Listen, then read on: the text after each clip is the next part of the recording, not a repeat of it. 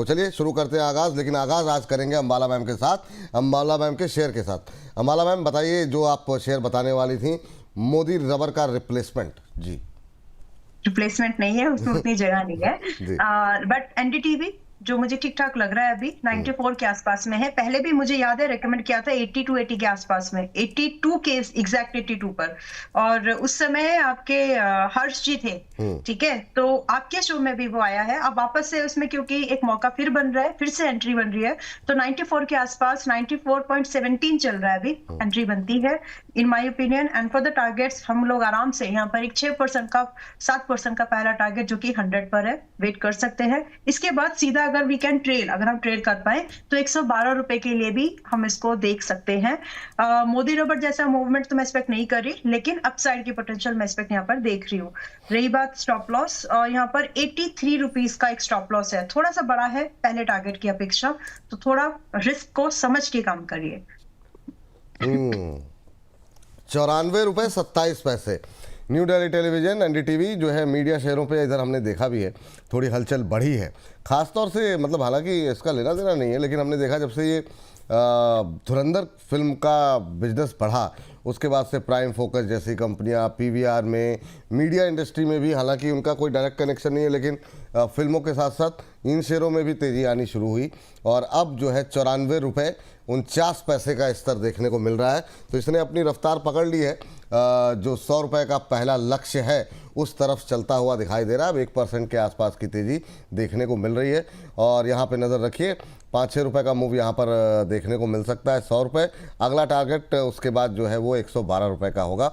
Ma'am, ये जो इसके लिए कोई टाइम फ्रेम आपने सेट किया हुआ है एनडीटीवी के लिए?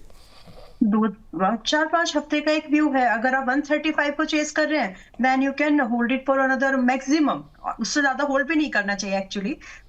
एक क्वार्टर का आप समय दे सकते हैं, तो डिपेंड करते हैं कि आप टारगेट क्या देख रहे हैं।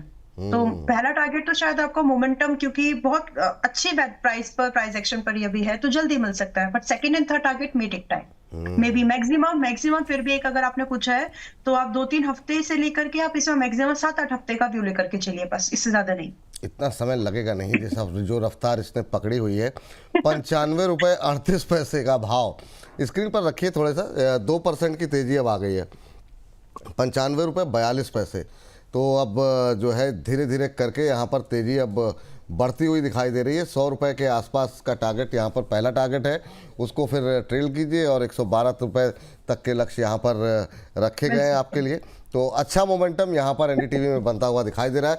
यहाँ से और ज़्यादा जब तेज़ी बढ़ेगी तो या फिर यहाँ पर कोई जो है अनयूजुअल मोमेंटम रहेगा तो भी स्क्रीन पर देखकर हम दोबारा आएंगे इसको, या फिर अंबाला मैम की कॉल है, अंबाला मैम यहाँ पर स्टॉप लॉस टारगेट को रिवाइज करना चाहें तो भी हम इसको लेकर के स्क्रीन पर दोबारा लाएंगे। अब 94 रुपये से 96 रुपये, 2 रुपये का मोमेंटम यहाँ पर इस शेयर में ऑलरेडी आ चुका है।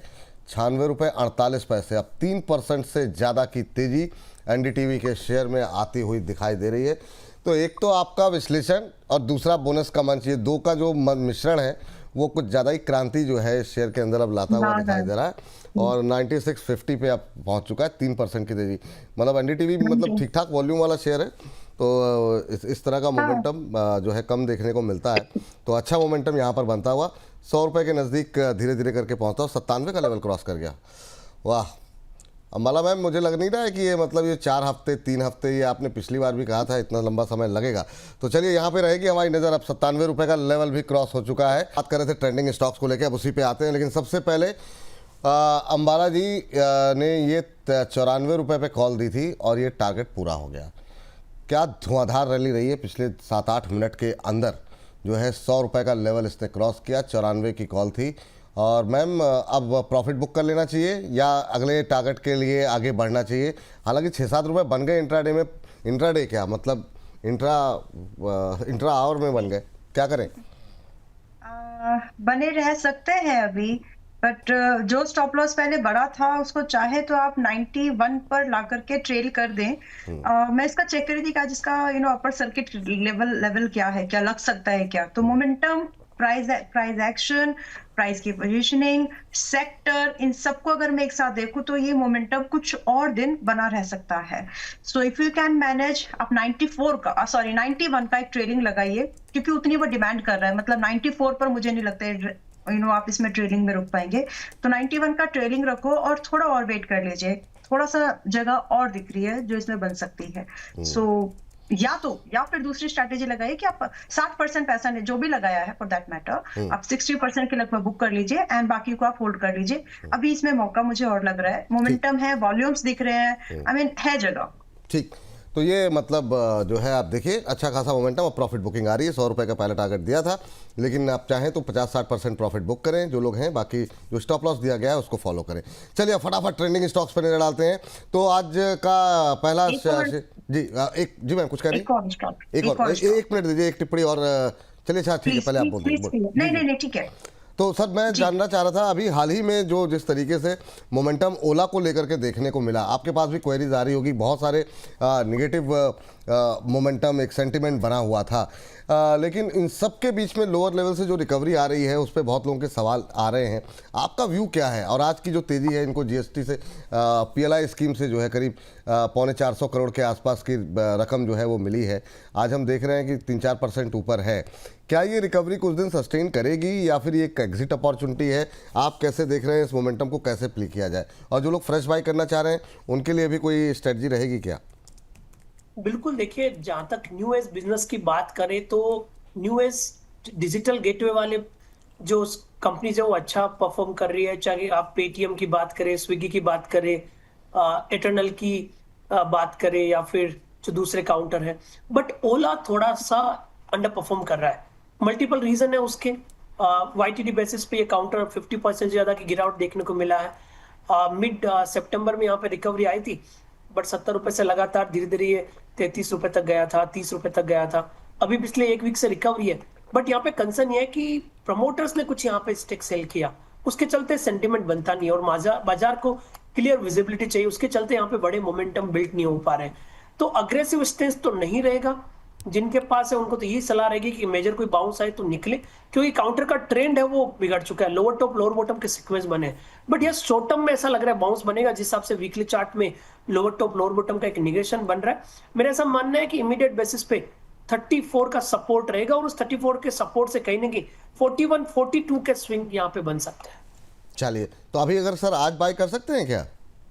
बिल्कुल कर सकते हैं, क्वांटिटी थोड़ा रखें, क्योंकि ध्यान रखें मेजर ट्रेंड नेगेटिव है but short term trend recovery की दिखा रहा है। तो 34 के सपोर्ट से आप 40-41 तक की रिकवरी की बात कर सकते हो। इंट्राडे यदि आपको ट्रेड लेना है तो 3750 38 तक के स्विंग भी यहाँ पे देखे जा सकते हैं। चलिए ठीक है सर। मैम आप जी, मैम अगली कॉल आपकी जी। वीएसटी इंडिया है, वीएसटी इंडस्ट्रीज है। वीएसटी इंडस्ट्रीज, हाँ जी, 255 सिन प्रोडक्ट्स जो अभी थोड़ा टैरिफ वगैरह भी बढ़ा था, तो उसके चलते स्टॉक्स, मुझे लगता है कि जो इसकी गिरावट की एक पॉसिबिलिटीज थी for the short term timing, वो हो चुकी है। एंड अभी इसको 255 के आसपास खरीदना चाहिए for the short term investment. And यहाँ से जो टारगेट बनते हैं, एक हो सकता है न्यू ईयर के आसपास, नए साल में वो टारगेट जल्दी हो जाए, तो 285 से लेकर के 330 तक के टारगेट्स इसमें बनते हुए लग रहे हैं। इसमें स्टॉप लॉस जो हमको मेंटेन करना है वो 215 का है, 215 रुपए का है। एंड 1.15 के 1.5 गुना के आसपास तक का रिस्क रिवॉर्ड यहाँ पर अच्छा खासा मुझे लग रहा है कि बन जाएगा। तो आप जो भी एक शॉर्ट टर्म इन्वेस्टमेंट बेट ढूंढ रहे हैं, इसको लोअर लेवल पर खरीद करके वो एक देखा जा सकता है वीएसटी इंडस्ट्रीज। और ये कंपनी के स्पेसिफिकली अगर बात करूं तो सिन प्रोडक्ट जैसे कि तंबाकू वगैरह का इसका मेजर काम है। ठीक, अभी जो है ऑलमोस्ट फ्लैट ट्रेड करता हुआ 0.25% की बढ़त, 256 रुपये 25 पैसे का लेवल देखने को मिल रहा है। यहाँ पर एक स्टॉप लॉस आपको दिया गया है 215 का, और यहाँ पर टारगेट जो हैं वो जो है दिए गए हैं 285 पहला और 330 दूसरा टारगेट। मैम जो रिस्क टू रिवॉर्ड रेशियो है वो थोड़ा सा मतलब संतुलन ठीक लग रहा है आपको? 30 रुपये ऊपर का अगर हम लेकर के चल रहे हैं, टारगेट पहला टारगेट की बात कर रहे हैं, और नीचे का जो स्टॉप लॉस हमारा है वो करीब 40 रुपये नीचे है, तो इस पर कोई टिप्पणी आपकी? पहला टारगेट लगभग मतलब 30 और 40 के, इसीलिए मैंने बोला थोड़ा सा रिस्क रिवॉर्ड 1:2 अगर हम सेकंड टारगेट के आसपास देखें तो फेवरेबल बनेगा। And in my opinion second target is likely. तो मतलब अवॉइडेबल नहीं लगता ये मुझे, थोड़ा सा रिस्क है बट अचीवेबल लग रहा है। नहीं नहीं ठीक है, जिस तरह का प्रदर्शन आपका चल रहा है मैम, अचीवेबल तो बिल्कुल लग रहा है। 258 का भाव आ गया, 1% ऊपर हो गया अब तो। शानदार प्रदर्शन, यहाँ पर भी रैली जो है आनी शुरू हो गई है। 285 का पहला टारगेट, 330 का दूसरा, 215 का एक स्टॉप लॉस रखिए। और एक चीज़ का ध्यान अवश्य रखिए कि जो है स्टॉप लॉस और टारगेट दोनों ही एक ही एक्सपर्ट ने दिए हैं, तो सिर्फ लक्ष्य पर फोकस ना करें, स्टॉप लॉस भी अवश्य ध्यान में रखें आप लोग। अब 258.50 का भाव, और जैसे ही यहाँ पर कोई दूसरा अनयूजुअल मूवमेंट आता हुआ दिखाई देगा तेजी या मंदी की तरफ, तो दोबारा स्क्रीन पर लेकर के आएंगे, या फिर हमारे जो एक्सपर्ट्स हैं उनकी तरफ से यहाँ पर स्टॉप लॉस टारगेट में कोई रिवीजन किया आता है तो भी स्क्रीन पर लेकर के आएंगे। तो आज की दूसरी कॉल, एक पे तो टारगेट हिट हो गया, वीएसटी इंडस्ट्रीज पे नज़र रखिए। 285 का पहला टारगेट है यहाँ पर, और 330 रुपये के लक्ष्य दूसरे हैं यहाँ पर। 215 का स्टॉप लॉस। अब 1.25% की तेजी देखने को मिल रही है, इसको लेकर के आते हैं स्क्रीन पर दोबारा। लेकिन अब चलते हैं अगले आज के ट्रेंडिंग स्टॉक्स को लेकर के। हालांकि आज का ट्रेंड जो है वो पूरी तरीके से वो जाता हुआ दिखाई दे रहा है डिफेंस रेलवे को लेकर के, लेकिन वो हमारी आज की सेकंड थीम है तो उस पर हम थोड़ा बाद में आएंगे। लेकिन अगला जो स्टॉक्स जो है वो ट्रेंड कर रहा है, हालांकि गतिविधि कोई खास नहीं है लेकिन ट्रेंड में है सर, वो है सुज़लॉन। बहुत टाइम से जो है अब सुस्ती में ये पड़ा हुआ है, लेकिन गूगल के ट्रेंड में ये आज आता हुआ दिखाई दे रहा है। कारण मुझे भी नहीं पता, क्योंकि खबर भी मुझे कोई ऐसी दिख नहीं रही है। क्या टिप्पणी रहेगी सर? काफ़ी समय से क्रेंज में फंसा हुआ है, और टूटेगा, कब आएगी रिकवरी, बहुत लोग जानना चाह रहे हैं, क्योंकि काफ़ी लोगों के पोर्टफोलियो में लोअर लेवल पे भी है और बहुत हायर लेवल पे है। चंदन सर। जी विपुल जी, देखिए सुजलोन एक काउंटर है जहां पे काफी लोगों का इंटरेस्ट है, और रिटेल फैंसी काउंटर भी है, बट पिछले लगभग आप देखोगे 6-7 महीने में अंडर परफॉर्मेंस देखने को मिली है। मेजर मोमेंटम मई मंथ में मिला था, जब 50 से लेके 75 रुपए तक का मूवमेंट आया, और वो भी वापस धीरे धीरे गिरता हुआ 19-50 लेवल के आ गया। तो दो चीज है, एक तो ये है कि 50 के आसपास लास्ट टाइम एक बड़ी रिकवरी हुई थी जो इसको 74-75 तक लेके गई, तो एक मीनिंगफुल सपोर्ट जोन के आसपास काउंटर आया है, इसलिए रिस्क रिवॉर्ड रेशियो फेवरेबल है, इसके लिए बार्गेन बाइंग होगी। बट ट्रेंड है वो मिक्स है, क्योंकि ऊपर के लेवल पे अभी कुछ वीक से सप्लाई आ रही है, तो एक मिक्स बायस के साथ कामकाज करने की सलाह रखेंगे।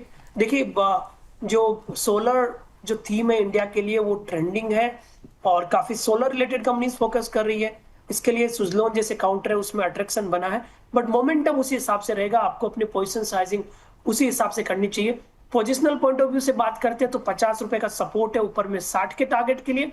इमीडिएट बेसिस पे बात करते हैं तो 52 रुपए 50 पैसे का सपोर्ट है, ऊपर में एक बार 56 रुपए तक के टारगेट के लिए। 56 रुपए तक के टारगेट हैं। ये बात हो गई सुज़लॉन को लेकर के। अगली कंपनी के लिए चलते हैं अब जो है अंबाला जी के पास।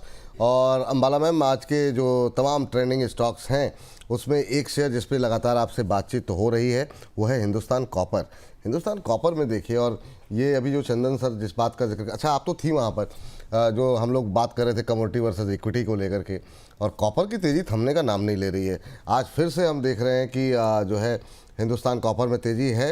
हालांकि अब काफ़ी लोग डर रहे हैं यहाँ पे बाय कॉल देने में, लेकिन 7% की तेज़ी, तो मतलब अब क्या ही कहा जाए। 464। मैम, क्या टिप्पणी रहेगी आपकी? काफी लोग डर रहे हैं, तो आपको ये भी बोलना चाहिए कि आप नहीं डरे। आपने पिछले लगातार सेशंस में आपने बोला है कि खरीद हाँ, सकते बिल्कुल हैं। बिल्कुल मैम, बताइए। राइट, ठीक है। Just to make this in a lighter note, but देखिए ये जो मेटल्स की जो ये पहली बात तो कंपनी बहुत कम है, तो जो रिक्वायरमेंट आ रही है बहुत, इक्विटीज में कैश मार्केट में ऐसी बहुत ज्यादा कंपनी है नहीं जिनके ऊपर आप बेट लगा सके। तो फोकस है कमोडिटी मार्केट में, जो डिमांड है वो इंक्रीज रहेगी। अभी भी पूरे 1 साल का नजरिया अगर मैं देखूं तो yes, it is going to be a very metals on the commodity side में मेटल्स अच्छा परफॉर्म करेंगे। तो इक्विटी में क्या परफॉर्म करेगा? जो कंपनीज उस सेक्टर में काम करती है। इसीलिए ये मजबूती आगे पूरे 1 साल तक, इनफैक्ट 1.5 साल तक बनी रहने वाली है विपुल जी। नाउ व्हेन टू बाय, ये सबसे बड़ा सवाल होता है कि कब खरीदे। फिर तो आप ये समझे कि अब जब आप खरीद रहे हैं तो आप स्टॉप लॉस कहां लगाएंगे? आप रैली में थोड़े पीछे हैं, इस बात को एक्सेप्ट करते हुए अगर आप आना चाहते हैं तो आप आ सकते हैं, लेकिन यहाँ पर अब आपका एक्सपोजर जो है वो आधा होना चाहिए, रादर कि आप कि आप पूरे, क्योंकि मूवमेंट आपको उतना ही मिलने वाला है। यहाँ से हो सकता है कि 460, मैंने कल बोला, लास्ट सेशन में बोला भी था कि 460 के बाद थोड़ा बहुत pull back I am expecting. तो हो सकता है कि थोड़ा बहुत कूल ऑफ हो, और वो कूल ऑफ इसमें छोटा नहीं होगा, 10 से 15% के कूल ऑफ वाले स्टॉक से है।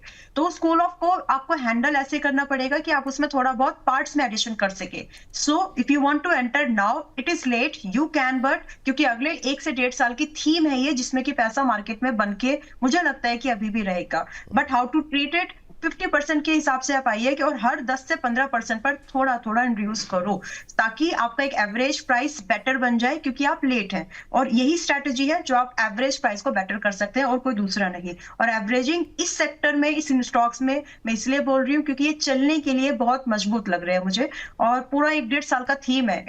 It will perform, that's my view. तो आप उस हिसाब से इनमें प्लानिंग कर सकते हैं। पूरा पैसा अभी मत लगाओ, दैट्स द ओपिनियन नाउ, क्योंकि अच्छा खासा चले हैं। मैं अच्छा खासा बोल रही हूँ, फिर भी मैं एक बार बोलना चाहती हूँ, अगस्त मंथ पे जब पहली बार इस पे, अगस्त सितंबर में जब पहली बार इसने अपडेट दिया था, तो उस समय ये स्टॉक कहीं 200-250 के आसपास की रेंज थे, 200-250 इस तरह के। अभी 100% का रिटर्न है। तो आप किसी का बोलते हैं ना, आप किसी के लिए एग्जिट मत बनो, आप अपने आप को बचाते हुए काम करो। ठीक। चलिए, हिंदुस्तान कॉपर के बाद हिंदुस्तान जिंक पे आ जाते हैं। ये भी लगातार जो है चांदी, सोने चांदी की तेज़ी में जो है लगातार शानदार तेज़ी यहाँ पर जिंक में देखने को मिल रही है। हिंदुस्तान जिंक के अंदर सर चांदी की तेज़ी भी लोगों को अब समझ में नहीं आ रही, और कितना भागेगा चांदी।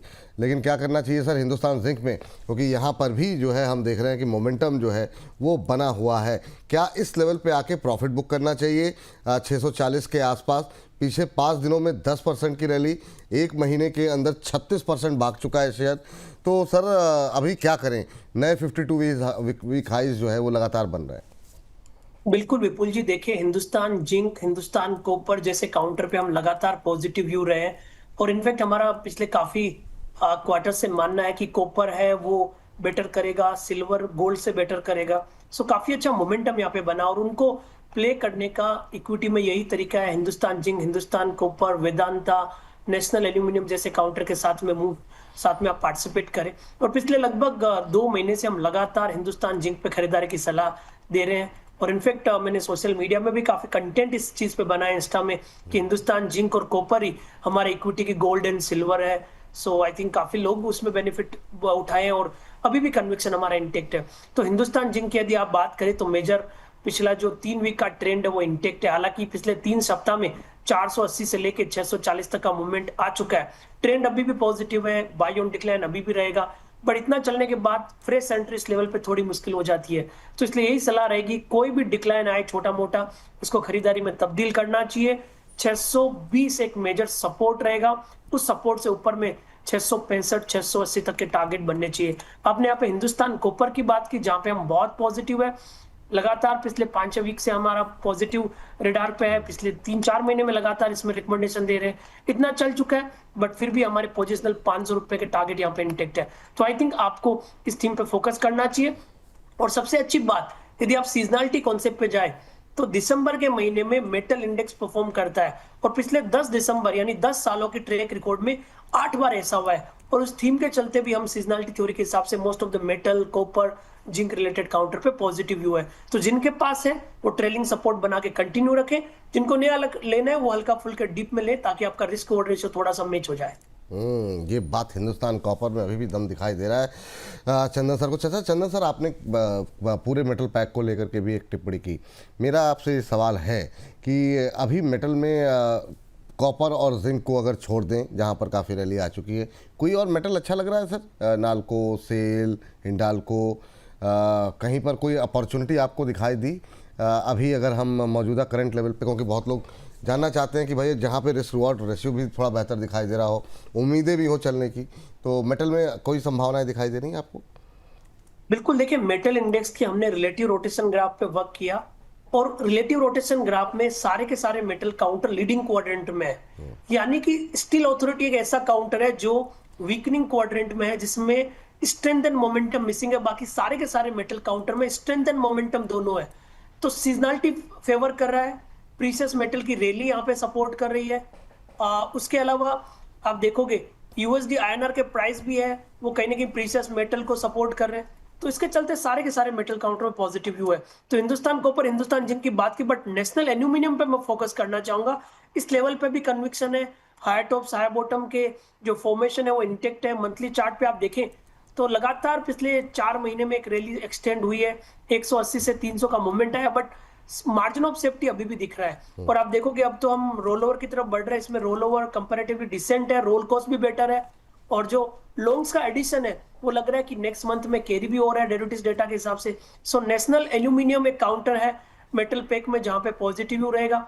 290 के सपोर्ट से 315 323 तक के टारगेट रहेंगे। उसके अलावा आप वेदांता जैसे काउंटर पे फोकस कर सकते हो जहां पे एक पॉजिटिव स्ट्रेंथ है। वेदांता हालांकि स्ट्रेच हुआ है मोमेंटम, बट अभी भी ट्रेंड इंटेक्ट है। 580 के सपोर्ट से अभी भी 625 640 तक के टारगेट बनेंगे।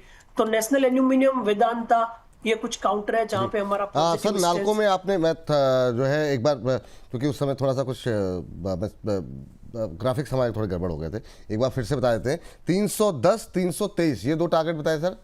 बिल्कुल, 290 के सपोर्ट से इमीडिएट में 310 और वैसे 323 तक के टारगेट यहाँ पे बनने चाहिए जी। 290 का स्टॉप लॉस, 310 323 ये दो टारगेट यहाँ पर नाल्को के अंदर निकल के आ रहे हैं। मेटल की रैली को जो है अगर प्ले करना है तो एक तो प्लेयर हो गया नाल्को, जहाँ पे अभी तक उस तरह की तेज़ी नहीं है जितनी कॉपर और जिंक में आई है। दूसरा काउंटर जो है यहाँ पर निकल के आया वेदांता। वेदांता का स्टॉप लॉस टारगेट सर एक बार अगर आप बता सकें तो। जी बिल्कुल, देखिए वेदांता की बात करें तो वेदांता में ट्रेंड इंटेक्ट है, पॉजिटिव स्टेंस बना हुआ है। हम इमीडिएट बेसिस पे 580 के सपोर्ट की बात कर रहे हैं।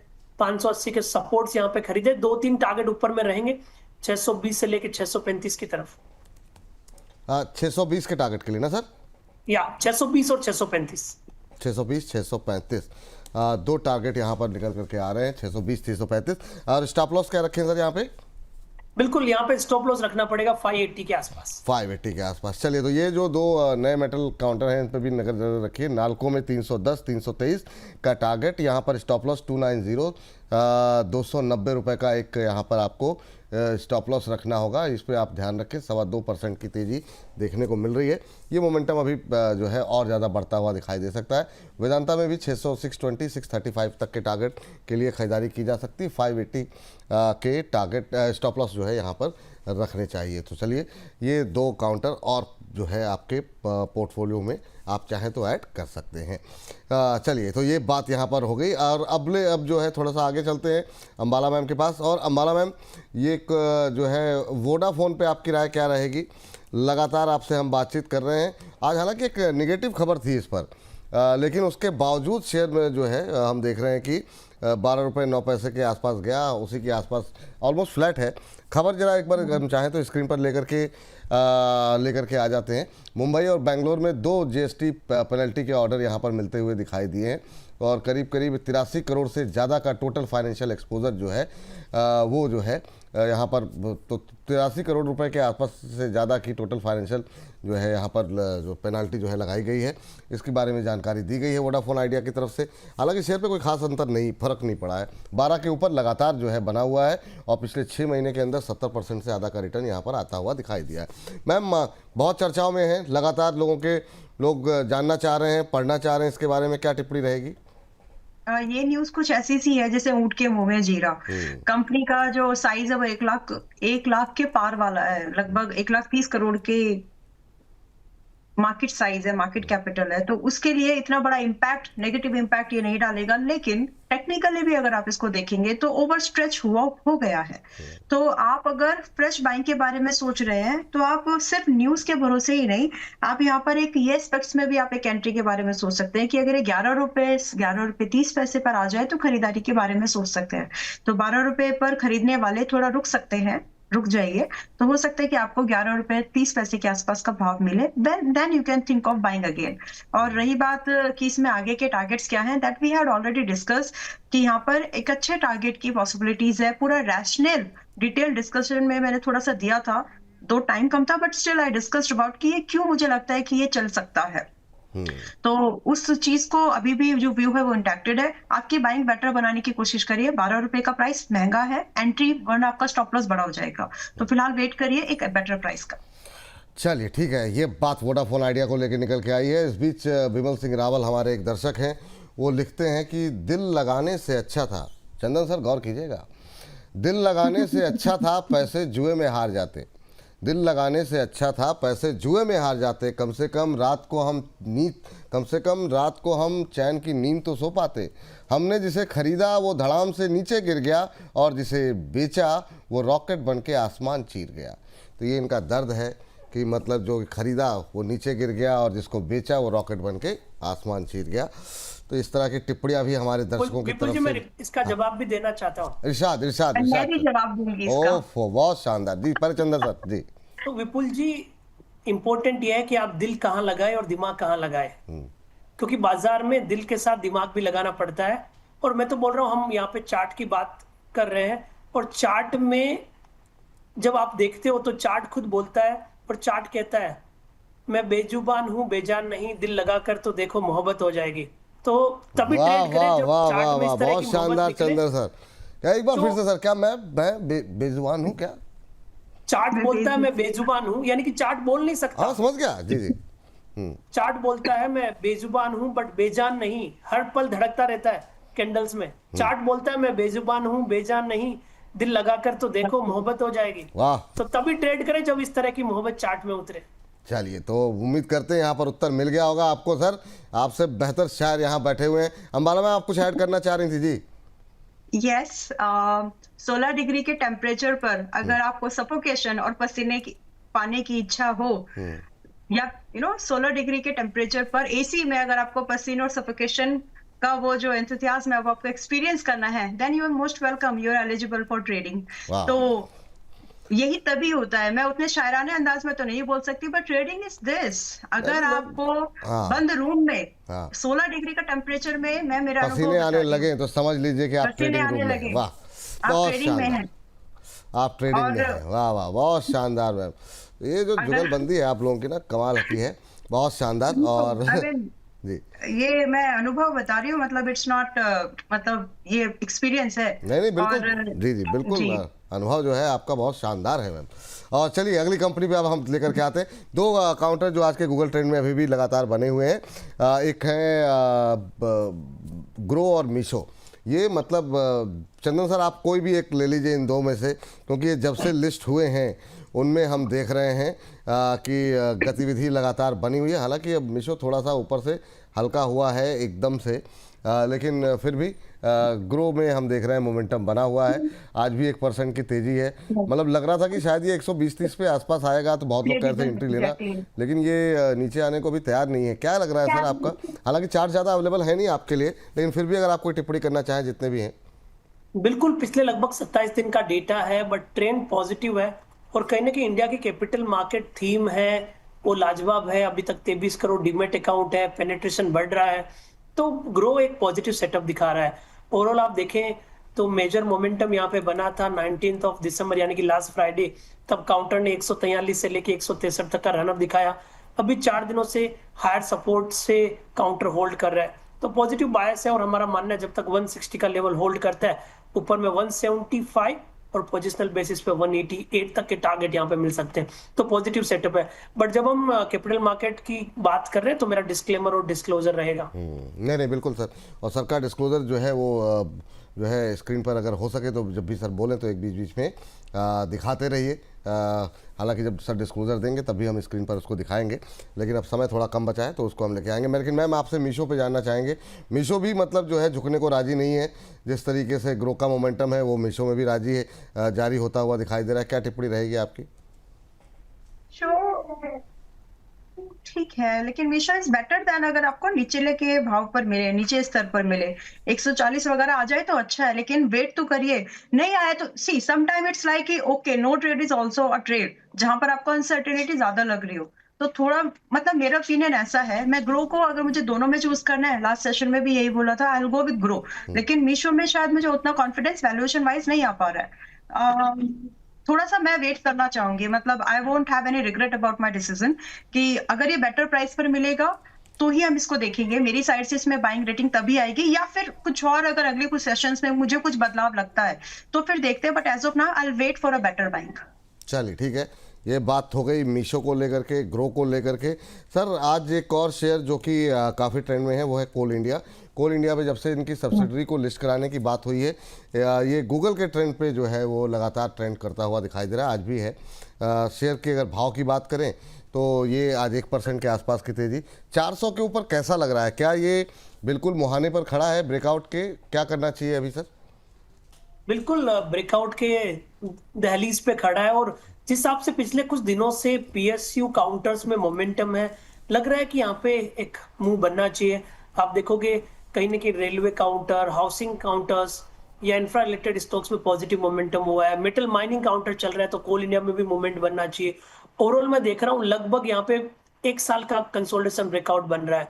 मल्टीपल आर्डर इसके लगभग 390, 395, 400 के आसपास होते थे, बट वहां पे अब पॉजिटिव सेटअप बन रहा है। और 3-4 दिन पहले बड़े वॉल्यूम देखने को मिले थे और डिलीवरी वॉल्यूम भी काफी अच्छे हैं। तो कोल इंडिया में मेरा मानना है ब्रेकआउट इंटेक्ट होना चाहिए। इमीडिएट बेसिस पे देखें तो 397 के आसपास के सपोर्ट है, 420, 422 तक के टारगेट यहाँ पे बन सकते हैं। 420, 422 तक के टारगेट कोल इंडिया में अभी यहाँ पे देखने को मिल सकते हैं। सर आपका जो हमने समय लिया था वो तो पूरा हो गया। दिल तो नहीं कर रहा आपको धन्यवाद करने का, लेकिन समय का ध्यान रखते हुए मैं आपको धन्यवाद करना चाहूँगा। जाते जाते कोई ट्रेड देना चाहें सर, अगर आप स्विंग का या कोई शॉर्ट टर्म मीडियम टर्म के लिए कोई इन्वेस्टमेंट आइडिया हमारे दर्शकों के लिए सर? बिल्कुल, बहुत बहुत धन्यवाद, आभार इस कार्यक्रम का हिस्सा बनाने के लिए। तो अगेन मेरा फोकस मेटल माइनिंग और सेलेक्टिव जो गवर्नमेंट कंपनीज हैं उनकी तरफ यहाँ पे रहेगा। मैं यहाँ पे फोकस कर रहा हूँ कुछ डिफेंस काउंटर पे। बीएल पे हम खरीदारी की सलाह देंगे। 395 के सपोर्ट से 425 तक के काउंटर बनने चाहिए। डिफेंस के साथ में शिपिंग काउंटर में बॉटम फॉर्मेशन बन रहा है। एक काउंटर जो मुझे रिस्क रिवॉर्ड रेशियो से काफी फेवरेबल है वो है शिपिंग कॉर्पोरेशन ऑफ इंडिया। इसको खरीदे, 220 का सपोर्ट है, ऊपर में 240 तक के लक्ष्य काउंटर साधता हुआ नजर आएगा। चले, बीएल में 425, शिपिंग कॉर्पोरेशन में 240, ये दो काउंटर्स जो है यहाँ पर रिकमेंडेशन आई है, तो यहाँ पर आप अपनी स्ट्रेटजी के अनुसार खरीदारी करके चल सकते हैं। सर बहुत बहुत शुक्रिया, बहुत बहुत धन्यवाद। जाने से पहले हालांकि डिस्क्लोजर आपका हमने चला दिया था, लेकिन फिर भी अपने मुखार बिंदु से सर आपकी तरफ से कोई डिस्क्लोजर? बिल्कुल, हमने जो स्टॉक डिस्कस किए हम अपने क्लाइंट्स को सजेस्ट कर रहे हैं। बाजार में बहुत अपॉर्चुनिटी है, बट कैलकुलेटेड रिस्क रखे अपनी पोजीशन को उसी हिसाब से बनाने पर ध्यान रखें। तो बहुत बहुत शुक्रिया सर, बहुत बहुत धन्यवाद। एक ही रिक्वेस्ट रहेगी, जब भी अपने व्यस्त कार्यक्रम से थोड़ा बहुत समय मिले तो थोड़ा हमारे दर्शकों का मार्गदर्शन करने के लिए समय समय पर आते रहिए, ताकि लोग आपसे बहुत प्यार करते हैं, वो प्यार जो है वो दोनों तरफ से चलता रहे, तो आपकी तरफ से भी थोड़ा प्यार बरसता रहे। थैंक यू सर, बहुत बहुत धन्यवाद, बहुत बहुत धन्यवाद जी। धन्यवाद, धन्यवाद। चलिए, तो इस सेगमेंट को अब समाप्ति की तरफ हम बढ़ रहे हैं। एक कोई काउंटर और डिस्कस कर लेते हैं, अगर समय जितना हमारे पास, हालांकि समय बचा नहीं है, लेकिन उसके बावजूद आज एक अच्छा जो सवाल हमारे पास आ रहे हैं उसमें से एक सवाल ले लेते हैं दर्शकों की तरफ से, और वो लोग जानना चाह रहे हैं कि अभी जो है अगर स्ट्रेटजी बनानी हो, मैम एक बजाज हाउसिंग फाइनेंस आप देख लीजिए कि क्या करना चाहिए बजाज हाउसिंग फाइनेंस में, जरा बता ये तो दीजिए। मेरा पिक भी था, मैंने आपके ही शो में दिया था, चला नहीं था उस समय। यस, अच्छा हुआ ये आ गया, वरना आज नहीं तो कल मैं इस वक्त को वापस री एंट्री कभी ना कभी रेकमेंड करती थी। वाह, तो अभी करें क्या जी? जी एक सेकेंड, मेरा ध्यान था उस पर, मतलब I was tracking it, but उससे पहले एक, ठीक है वो तो हम बाद में भी देख सकते हैं। चलिए जी जी जी, ठीक है, ये अभी 95 के आसपास में है। एंड अगर आप एक इन्वेस्टर हो then you know don't avoid this, that's the statement मुझे इसमें दिखती है। एंड यहाँ से इन्वेस्टर के लिए ही, आपके लिए ही, इसमें ट्रेड के मायने से मत आए तो बेहतर है। यहाँ पर आपको आराम से 95 का एक व्यू है, बड़े टारगेट्स आप लेकर के एक्सपेक्ट करो। इसमें कम से कम 110 रुपए का पहला टारगेट, विच इज अप्रोक्सीमेटली, मैं बड़े टारगेट जानबूझ के मैंने बोला है क्योंकि इसमें वो पोटेंशियल है, तो जिसमें कि आपका लगभग 110 पर क्लोज टू 14-15% का पहला गेन बनेगा आपका। So in my opinion one can try to invest in this one, अगर आप एक इन्वेस्टर हो तो, और एक अच्छे स्टॉक को सही समय पर, जहां पर सब कुछ बहुत कुछ बेचा जा रहा है, खरीदा जा रहा है, वो सब कुछ हो रहा है, न्यूज में है, बजी है, लेकिन फिर भी अगर आप टेक्निकल्स, फंडामेंटल्स, इन सबको एक साथ पिरोएंगे तो आपको बजाज हाउसिंग फाइनेंस एक अच्छा स्टॉक लगेगा। इसका कारण एक और भी है, वो ये है कि अभी जो रेट कट हुए हैं, बैंकिंग के जो रेट कट्स हुए हैं, तो उससे रेपो में काफी डिस्काउंट हो जाएगा, जिसकी वजह से लोन्स ज्यादा डिस्ट्रीब्यूशन या डिमांड बढ़ेगी, सिंपल। तो एनबीएफसीज को, जो भी कंपनीज इस तरह के रियल एस्टेट सेक्टर में एनबीएफसीज बन के काम कर रही है, उनके लिए फायदे का काम रहेगा ये। तो मेरे हिसाब से अगर आप इसमें एक इन्वेस्टमेंट के थ्रू आना चाहते हैं, आ सकते हैं। The only catch here is कि आपको 90 रुपीज की एक एवरेजिंग करनी पड़ सकती है, तो आप उसके लिए तैयार हो तो इसमें पैसा लगा सकते हैं। और ये मैम उस पर क्या बोला था आपने, ग्रो पे अभी क्या करें, खरीद सकते हैं, क्या बोला था आपने, मुझे भूल गया। नहीं, आपने मुझे मीशो पूछा था। हाँ, तो आप ग्रो आपने बता किया दीजिए था। और उसके बाद से इस सेगमेंट को समाप्त, इस सेगमेंट की हो गई है समाप्ति। तो इस ग्रो पे एक बार कमेंट दोबारा कर दीजिए जी। ग्रो में 185 के टारगेट के साथ में 130 रुपए का स्टॉप लॉस के साथ वेट किया जा सकता है। टारगेट से 185, 210, 240 खरीद सकते हैं, 130 रुपए का स्टॉप लॉस।